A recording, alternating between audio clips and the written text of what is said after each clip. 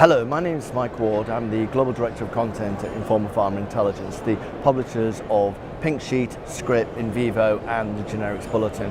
We're here at the BioEurope Spring Meeting in Amsterdam, where various stakeholders get together to sort of discuss the trends, look at sort of the challenges facing the industry, highlight the progress that people are making, but also it creates an opportunity where people can actually start the negotiations for partnering discussions, whether they be pharma, biotech or even investors.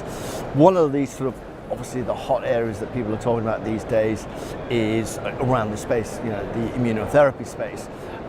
I'm joined by Peter Pack, who's the CEO of Crescendo Biologics, a UK biotech company that's focusing in the immunotherapy space. It's pretty busy, Peter. So, how do you get share of voice? Yes, so we are developing novel ways in immuno-oncology, like novel ways of targeted T-cell engagement, and I worked with antibodies since 25 years, and obviously it's an important class of biologics, but we're going a different route. We are really focusing our work on much smaller biologics, smaller than compared to IgGs, and multifunctional biologics. So what we are doing, all of what we are developing, especially in the T-cell engager field, is based on human VHs. We create fully human VHs in the transgenic mouse the company developed over a couple of years, and we take these really small and really stable VH domains, just 12 kD, together with peptide linkers to more multifunctional molecules, bispecific, trispecific molecules. But our Humabodies in general are much, much smaller than conventional IgG. So we are competing against a lot of IgG companies. We are still working with the conventional Y-shaped IgG with an Fc part, which sometimes makes sense, sometimes not. And what we are creating, we are usually avoiding Fc parts. We can tune half-life, and we can bind 2, 3, 4, 5 different epitopes targets at the same time. With an improved biodistribution, we are getting faster into tumors, we have a better tumor retention, we can have a better signal to background ratio. And so we think that the way we create and develop these biologics is substantially different from 95% of the competition. So what sort of proof of principle have you achieved so far? We have, for instance, we have now developed a targeted T-cell engager based on a CD137 agonist, which we target, and this kind of molecule we have is deliberately monovalent. We target it into tumors. In tumors, we create a clustering situation and then activate T-cells. But actually, we think we have something which is superior to the conventional CD3 approach, to the BiTE approach, because we are really activating specifically T cells, which already have a kind of targeting affinity against a wide range of tumor epitopes.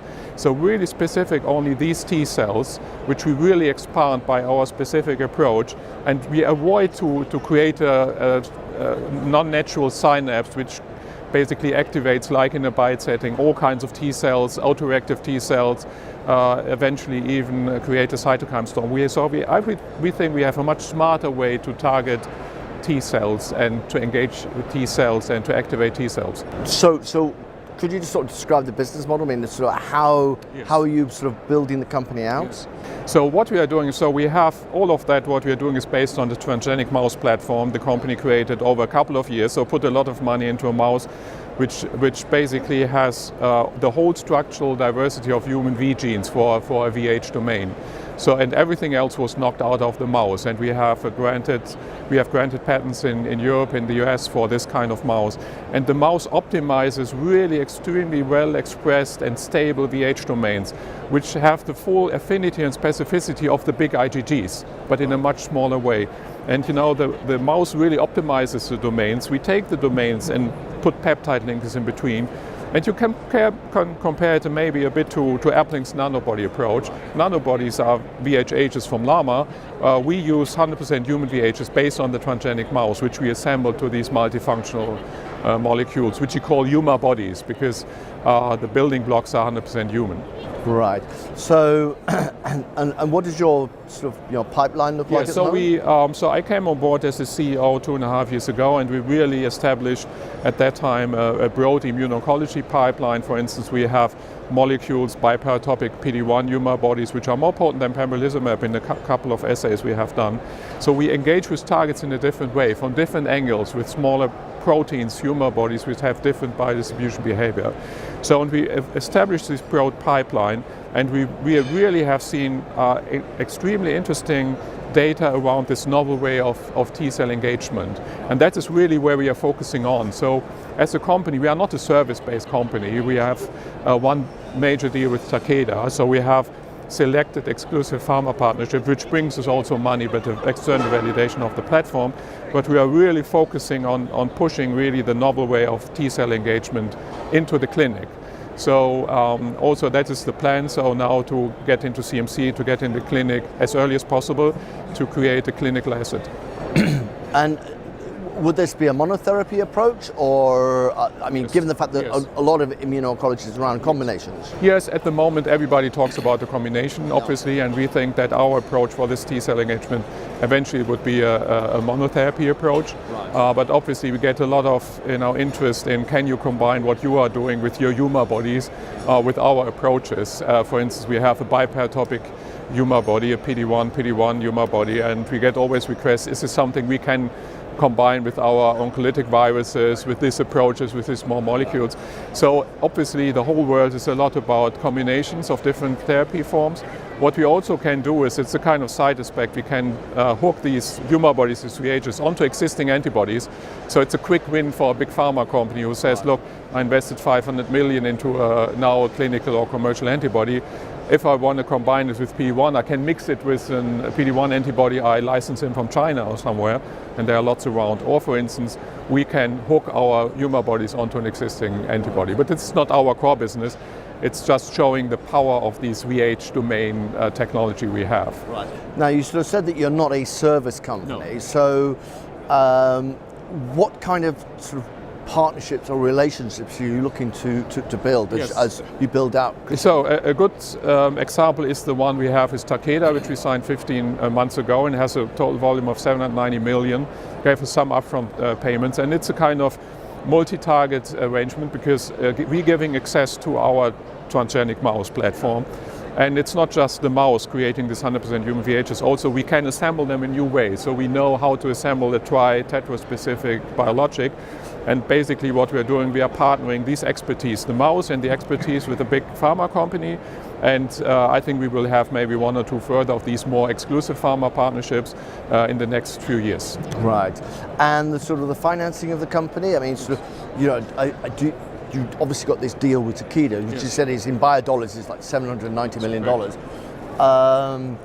But that's predicated on obviously you achieving the milestones. How well funded are you at the moment to achieve, execute your plan? So fortunately we are funded by really blue chip investors. We have Sofinnova, a really big investor, and which was invested since the very beginning of the company some time ago. And we have a nice consortium. Obviously we have also Takeda as a shareholder based on the deal. Is that Takeda Pharmaceuticals or Takeda, their corporate venture arm? In this case, the venture arm. The collaboration is with pharma, obviously, but the venture arm also. And actually we are currently negotiating a further funding round to get our T-cell engager into the clinic. Right. So I think we are in a good position, since we have really big European and US funds as investors, and see some interest also from abroad, from Chinese funds and others. So you're looking to raise new money to get stuff into the clinic. Yes. So how much are you looking for, and what kind of timeline are we looking at? Certainly, obviously currently investors really look into asset-based companies. They say, look, ideally you have a clinical asset, or you have something which you get into the clinic, which always requires big funding rounds. You have to do with biologics, you have to do CMC and all that. And so we are looking actually, and we're negotiating a pretty big round. I mean, it's too early to say numbers, and but it's going quite well. We see a lot of interest, especially because our approach is differentiated from the conventional IgG, the typical mono targeting approach. So so the investor interest in that is high. Obviously everybody's saying it's a busy space, but as soon as you come up with something which is truly differentiated, which is more potent, and we have also shown a lot of in vitro and in vivo data that our approach is more potent for a couple of reasons. For instance, we can do dual targeting. We can also have always half-life extended way of tune half-life. We can have short half-lives, long half-lives. So we can use a lot of set screws which are not available to the typical IgG-based approach. And that gets a lot of attraction and interest.